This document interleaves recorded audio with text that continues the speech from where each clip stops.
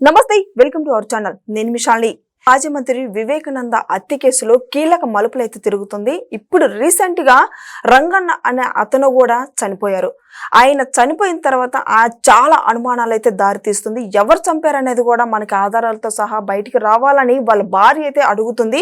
దీని మీద పూర్తిగా విశ్లేషించడానికి మనతో పాటు ఉన్నారు పొలిటికల్ అనలిస్ట్ శ్రీలీల గారు ఉన్నారు. వారిని అడిగి కొన్ని విషయాలు మనం తెలుసుకుందాం. నమస్కారం మేడం. నమస్తే మేడం. ఇప్పుడు వివేక హత్య కేసులు అయితే చాలా అనుమానాలు అయితే దారితీస్తుంది. అందులో రంగన్న హత్య కూడా జరిగింది. ఆయన మీద కూడా చాలా అనుమానాలు ఉన్నాయని కూడా వాళ్ళ భార్య చెప్పుకొస్తుంది.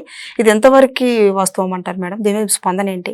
వివేకానంద రెడ్డి హత్య అసలు అదే మిస్టరీ. ఇంతవరకు ఎవరు అసలు దానికి చేసింది కర్త క్రియ అనేది సునీత గారు అడుగుతున్నారు. ఇంతవరకు అది ఆ కేసే కొలిక్కి రాకముందే దాంట్లో ప్రత్యక్ష సాక్షులు వీళ్ళందరూ కూడా ఇప్పుడు చనిపోయిన వ్యక్తులందరూ కూడా అనుమానాస్పదంగా చనిపోతున్నారు. ఎందుకు జరుగుతుంది ఇదంతా కూడా? ఒకప్పుడు పరిటాల రవి గారి విషయంలో ఆయన చంపిన వాళ్ళు ఒకరి తర్వాత ఒకరు చనిపోవటం అనేది ఇదివరకు చూశారు. కానీ ఇప్పుడు అదే తరహాలో జరుగుతుంది. ఇప్పుడు కొత్తగా చూసుకుంటే రంగయ్య, ఈయన వివేకానంద రెడ్డిని ఆ రోజు చనిపోయే ముందు అతను ఎవరు వచ్చి కలిశారు, ఎవరు ఏ విధంగా అతన్ని ఇబ్బంది పెట్టారు, ఇవన్నీ కూడా ఈయన ప్రత్యక్ష సాక్షి. అక్కడ అతను ఈ రోజున అనుమానాస్పదంగా మృతి చెందితే ఏం జరుగుతుంది దీని గురించి అంటే, సాక్షి పేపరు పోలీసులు చంపి భయంకరంగా అతన్ని కొట్టి చంపేశారు అని చెప్పి సాక్షి పేపర్లో రాసుకొచ్చారు. పోలీసులు సాక్షి పేపర్ మీద ఎవరైతే రాస్తారో వాళ్ళ మీద కేసు కూడా నమోదు చేయటం జరిగింది. కానీ ఈ సాక్షి పేపర్కి అలవాటే అవాకులు చవాకులు రాయటం, ఉన్నది లేనట్టుగా లేనిది ఉన్నట్లుగా వాళ్ళు ఒక మైసభను క్రియేట్ చేస్తూ ఉంటారు. అది అప్పుడు మనం చూసుకుంటే వివేకానంద రెడ్డి గారు చనిపోయినప్పుడు నారాసుర రక్త చరిత్ర అని రాశారు. తర్వాత గుండెపోటు అన్నారు. తర్వాత జగన్మోహన్ రెడ్డి మీడియా ముందుకు వచ్చి గొడ్డలతో నరికి నరికి నరికి చంపారు అన్నాడు. అన్నిసార్లు నరకటం ఈయన వీడియో కాల్లో చూసాడా అనేది జనాలందరూ కూడా ఇప్పుడు అనుకుంటున్నారు. నువ్వు వీడియో కాల్లో చూసి అలవాటు జగన్మోహన్ రెడ్డికి బాగా ఉంది. ఎవరిని ఎలా టార్చర్ పెడుతున్నారో ఆ టార్చర్ చూసి ఈయన రాక్షసానందం పొందుతూ ఉంటాడు. అదే విషయం మనం త్రిపులార్ గారి కేసులో కూడా చూసాం. అతను ఎప్పుడు ఆ రోజు అతను నిజంగా బ్రతికి బయటకు వచ్చాడంటే వీళ్ళందరికీ భూమి మీద నూకలు చెల్లిపోయే రఘురామకృష్ణరాజు గారు బయటకు వచ్చారు. ఆయన గట్టిగా చెప్పేది ఏంటంటే, నన్ను వీడియో కాల్లో చూసిన వ్యక్తి తనే.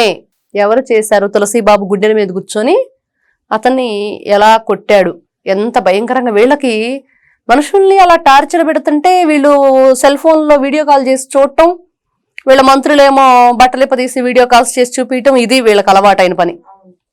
అట్లాంటి వ్యక్తులు వీళ్ళు, రాక్షసులు వీళ్ళంతా కూడా. సొంత బాబాయిని కిరాతకంగా నరికి గొడ్డలితో చంపి అతనికి ఆ కత్తి గాయాలకి ఆ గొడ్డలి పోట్లకి కుట్టులు వేసింది ఎవరైతే హాస్పిటల్ డాక్టర్స్ ఉన్నారో గంగిరెడ్డి, అభిషేక్ రెడ్డి, వాళ్ళని కూడా చంపేశారు. అది కూడా అనుమానాస్పదంగానే జరిగింది. ఎవరు చంపారు?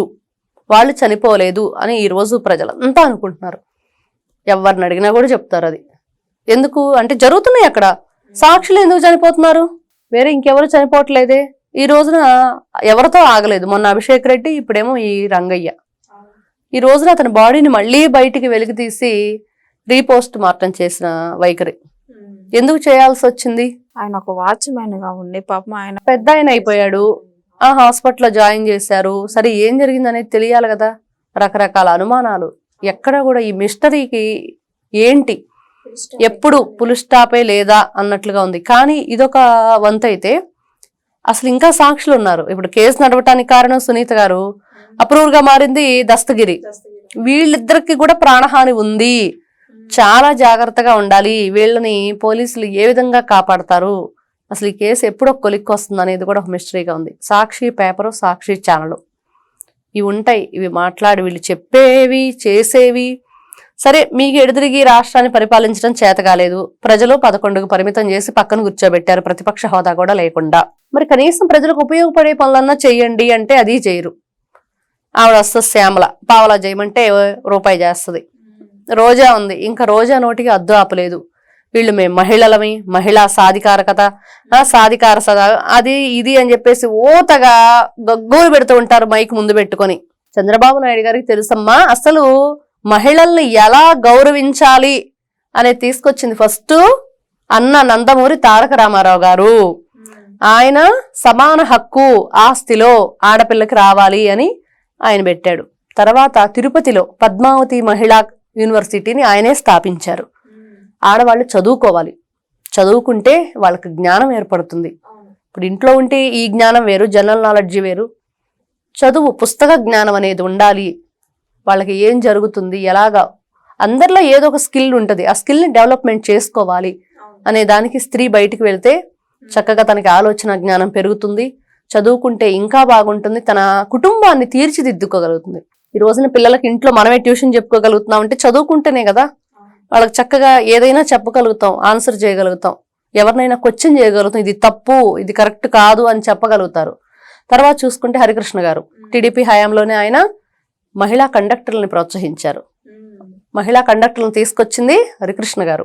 తర్వాత చంద్రబాబు నాయుడు గారు ఆయన ఎంతమందిని కండక్టర్లనే కాదు, తర్వాత డ్వాక్రా గ్రూపులను పెట్టారు. డ్వాక్రా గ్రూపుల్లో మహిళలు మీ కాళ్ళ మీద మీరు నిలబడాలి, మీకంటూ కొంత అమౌంట్ ఉండాలి, మీరు ఎలా దాచుకోవాలి, బిడ్డలకు అది ఏ విధంగా హెల్ప్ అవుతుంది. తర్వాత వాళ్ళు పిల్లలకి ఏదన్నా అవసరమైతే, ఇప్పుడు భర్త వ్యవసాయం చేస్తూ వ్యవసాయ పనుల్లో వాళ్ళకుండే ఖర్చులు వాళ్ళకు ఉంటాయి, కానీ పిల్లల చదువులకు కానీ ఈ విధంగా ప్రతి ఒక్కటి వాళ్ళు మహిళల్ని ఎంతో ఆదరించారు, ప్రోత్సహించారు. మహిళలు ముందంజలో ఉండాలి అని కోరుకుంటున్న ప్రథమ స్థానం తెలుగుదేశం పార్టీ ఉంది, తెలుగుదేశం నాయకులు ఉన్నారు, కూటమి ప్రభుత్వం ఉంది. ఈ రోజున చంద్రబాబు నాయుడు గారి హయాంలో ఇప్పుడు చూసుకుంటే కూటమి ప్రభుత్వంలో టీడీపీ దాంట్లో ఒక మెంబరు ఎమ్మెల్యేగా ఉంది. ఆవిడ అంగన్వాడీ టీచర్ని ఎమ్మెల్యేగా అవకాశం ఇచ్చారు.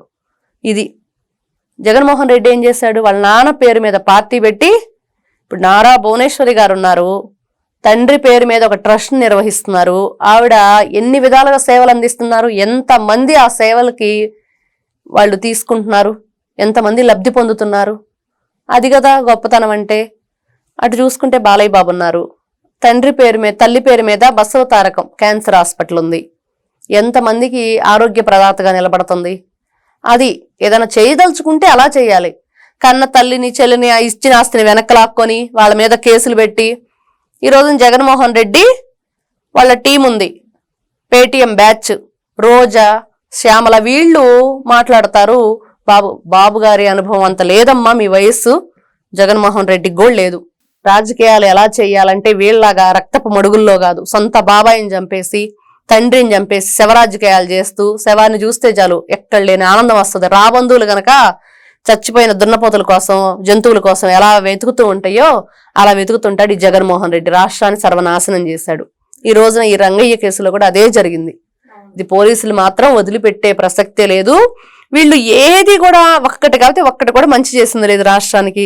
వీళ్ళు ఈ రోజున మహిళల గురించి మాట్లాడటం, రాష్ట్రాన్ని ఎలా నడిపించాలో మాట్లాడుతుంటే నవ్వు వస్తుంది అందరికి. వీళ్ళకి హక్కు లేదు మీకు, అందుకనే కదా అసలు మీకు ప్రతిపక్ష హోదా కూడా లేకుండా 11 పరిమితం చేసి పక్కన కూర్చోబెట్టారంటే మీరు పనికిరారు, ప్రజల పరిపాలనకు పనికిరారు, ప్రజాప్రతినిధులుగా పనికిరారు. ఏం తెలుసండి వీళ్ళకి? ఏం చేశారు 2019 నుంచి 24 వరకు? అమరావతి రైతుల్ని, మహిళల్ని బూట్ల కాళ్ళతో తన్నించి, గర్భిణీలను లేదు, ఎంత మందిని బాలింతలను లేదు, ఎన్ని విధాలుగా ఇబ్బంది పెట్టారు. మహిళా రైతులందరూ కలిసి అమ్మవారికి పొంగళ్ళు పెట్టుకుందామని వెళుతుంటే వాళ్ళందరినీ కూడా ఆపేశారు గుడికి వెళ్లకుండా. ఒకటి కాదు, ఇది చేశాడు, ఇది చేయకుండా రాక్షస పరిపాలన చేశాడు, రాక్షసానందం పొందాడు జగన్మోహన్ రెడ్డి. ఈ రోజున సొంత చెల్లెలు సునీత, ఆవిడకి న్యాయం లేదు కదా, అవి చెయ్యి ఫస్ట్ నువ్వు. సొంత చెల్లికి, తల్లికి, సొంత బాబాయ్ కూతురికి ఇప్పుడు అసలు ఈ మిస్టరీ మర్డర్స్ అన్ని ఎందుకు జరుగుతున్నాయో అవి కదా నువ్వు ఫస్ట్ సరిదిద్దుకొని నీ ఇల్లు చక్కదిద్దుకొని అప్పుడు తర్వాత రాష్ట్రాన్ని చక్కదిద్దు. కానీ ఫస్ట్ సాక్షి పేపర్ మీద ఇట్లాంటి ఇది ఏదైతే ఉందో మీరు ప్రచురించే అన్ని కూడా ఇట్లాంటివన్నీ చేయకుండా చూసుకోండి. కొంచెం ఉపయోగపడేవి, సమాజానికి రాష్ట్రానికి ఉపయోగపడేవి ఇట్లాంటివి ఏదన్నా మీరు ప్రచురిస్తే బాగుంటది. పోలీసులను జగన్మోహన్ రెడ్డి ఏమో బట్టలోడదీసి కొడతానంటాడు. వీళ్ళు చూస్తేనేమో ఈ రోజున రంగయ్య చావుకి పోలీసులే కొట్టి చంపేశారని వీళ్ళు రాసుకొచ్చారు. పోలీసులు అయితే ఊరుకోరారు, ఖచ్చితంగా వీళ్ళ మీద కఠినమైన చర్యలు తీసుకోవడానికి మేము రెడీ అని చెప్తున్నారు పోలీసులు. Thank you. నమస్తే.